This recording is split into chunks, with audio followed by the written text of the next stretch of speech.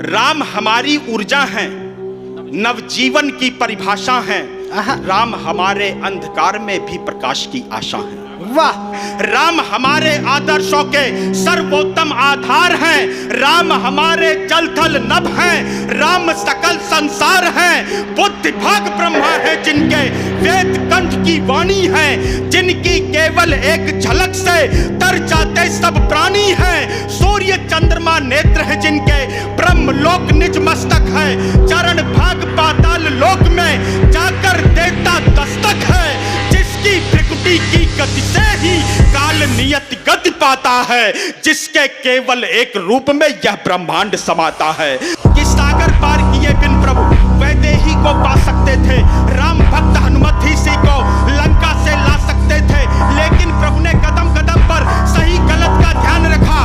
अनगिन कष्ट उठाए फिर भी मर्यादा का मान रखा। सिर्फ धर्म स्थापित करने का मन में विश्वास रहा। प्रभु ने सिय का सिय ने प्रभु का वन में भी वनवास सहा। जगत जनन सीता माता का पापी ने था हरण किया। सर्व ज्ञान का सागर होकर अहंकार का वरण किया। कोना कोना दिग दिगंत का लंकेश्वर से डरा हुआ था। नक्शे सिकतक रावण भुजबल के घमंड से भरा हुआ था। करता था उपहास निरंतर साधु संत के मर्मों का। झलक रहा था खड़ा पाप का लंकेश्वर के कर्मों का। लंकेश्वर को कर्मों का फल देने नीति निधान गए। वैदेही को वापस लाने खुद त्रिभुवन की शान गए।